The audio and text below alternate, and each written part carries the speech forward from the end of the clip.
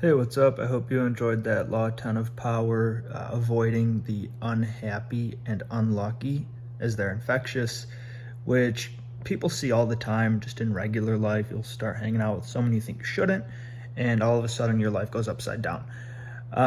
It's unfortunate, but in the interpretation, we're going back to that story with Lola Montez, she would just pretty much associate herself with men of high status, and then her quarrels, how she would treat people, they tended to rub off on her boyfriend's status, and people would stop associating with them. In the case of King Ludwig, he lost his kingship. It was that bad because she was just abusing citizens. And it's not just like only women that can do that. Anyone can do that. Infectious characters are everywhere, and it really stems from an inward instability that they sort of create an emotional bridge, and their victims tend to meet right in the middle of that bridge, and all of a sudden their inward instabilities become your problems, which is really unfortunate.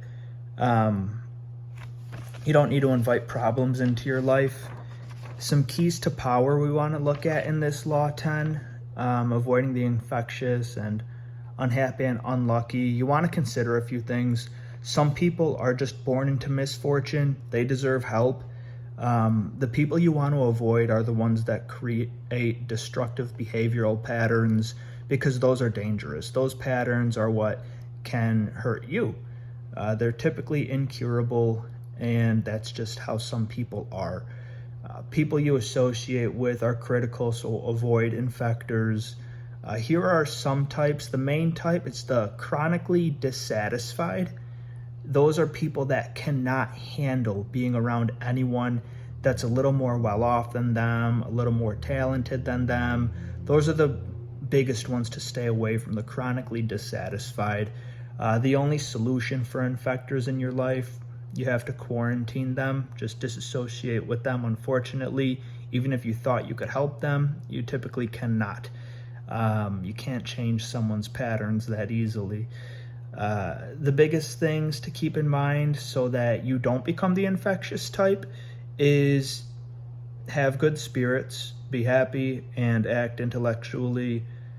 Positive qualities can be infectious as well. And as far as the reversal goes, there's no reversal. There's nothing to be gained by associating with infectors. Associate with the fortunate or remain in peril. In my case, I just read books that fortunate people wrote, or they might have been unfortunate at one time, but better off associate myself with someone.